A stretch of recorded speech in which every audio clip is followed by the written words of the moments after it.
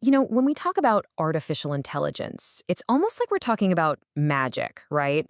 We see it as this incredible, almost godlike force that's out there generating art, writing poetry, even driving our cars, all by itself. And the story we're constantly sold is one of pure, clean autonomy, that these amazing systems are just poof, born from silicon and code. They exist in this perfect digital world, totally separate from all our human messiness. But what if I told you that's not the whole story? What if behind every single intelligent decision an AI makes, there's actually a hidden human engine chugging away? Well, that's exactly the question we're going to dig into today. Okay, so to really get this, we've got to pull back the curtain. We need to look at the huge difference between how we see AI and the hidden reality of how it's actually built. It's like there are two totally different realities living side by side. On one hand, you've got what we can call the hyper-reality. Think about those slick tech demos, all that talk about seamless and frictionless experiences, the product that just magically works. But then there's the actual reality. And that looks a lot more like a huge global workforce, often in dimly lit apartments, using their own bone and tendon as the grinding human parts that make all that so-called magic even possible. And this is where it gets really interesting, because it brings us right to the lived experience of these invisible workers. We're talking about the tools they use every single day and the very real toll this work takes on them. So the most basic tool for teaching an AI how to see is something you've probably seen before. It's called a bounding box. Yeah, it's just that simple little digital rectangle you draw around, say, a cat or a car in a picture to tell the algorithm, hey, this thing right here, that's a cat. But here, this simple tool gets reframed as something, a lot more sinister. Suddenly, it's not just a box on a screen. It becomes a powerful metaphor for confinement.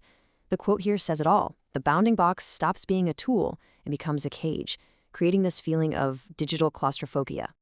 Now, this feeling of being trapped, it connects directly to a pretty big idea called Marxist alienation. Don't worry, it's simpler than it sounds. Basically, it's that feeling you get when you're working on something, but you are totally, completely disconnected from what you're making, from the bigger picture, even from your own creativity. Let me give you a concrete example. Imagine a worker spending their entire 8-hour day just clicking on stop signs and blurry photos. That's it. Now, their work is absolutely crucial for building a self-driving car, right? But they never see the car. They have zero connection to that incredible final product. All they see is one tiny, meaningless piece of the puzzle, over and over again. And we can't forget the physical side of this. You know how the tech world just loves that word, frictionless? Well, there is a ton of friction here. We're talking about the constant, repetitive click, click, click of a mouse that leads to things like carpal tunnel. We're talking strained, dry eyes from staring at a screen all day, hunched shoulders. It turns out the cloud is very, very grounded in the aches and pains of the human body. So, what's also happening here is that the system creates a kind of hierarchy of knowledge. You end up with a situation where a very small group of people get to decide what truth is for everybody else. And this power dynamic is, it's really stark when you look at it. On one side, you have the engineers, right? Mostly in the global north. They provide the logic, the code, the architecture, and their knowledge, it's treated as objective, scientific truth. But then on the other side, you have the laborers, often in the global south. They're providing the context, the labels, the real-world data, and their knowledge is treated like raw material, just something to be fed into the machine. So think about this. What happens when a worker's personal, local knowledge just doesn't fit into the boxes they're given? I mean, can you imagine being forced to label something that's really significant in your culture as just trash, simply because the software, which was designed thousands of miles away, doesn't have the right category for it? I mean, that's what's meant here by the colonization of knowledge. And this all leads to a really powerful and kind of chilling conclusion. Algorithmic bias, it's not a glitch. It's not some mistake or bug in the system. It's actually a feature of a system where truth is dictated from the top down by the people who own the servers and write the code, not by the people who are actually living in and providing the context from the real world. Okay, so up to now, this might sound like a story about some distant workforce, right? But here's the twist. Let's bring this all the way home. Because it turns out every single one of us is playing a part in this system. So I want you to ask yourself a question. How are you a part of this invisible factory? Because, and this is the key, this whole system of labor goes way beyond the people who are actually getting paid for it. Think about it.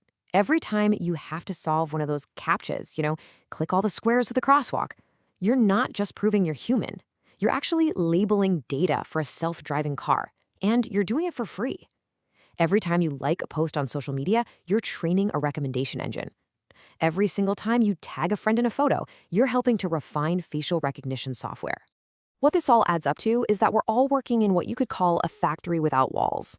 Every day, pretty much all of us are performing these tiny, unpaid microtasks that are constantly feeding and improving these giant AI systems. So here's the final thought I want to leave you with. The next time you see an AI do something that just blows your mind, ask yourself this. Are you really looking at some kind of disembodied, autonomous magic? Or are you actually seeing a faint, maybe even distorted reflection of millions upon millions of human clicks, choices, and judgments, including maybe your own?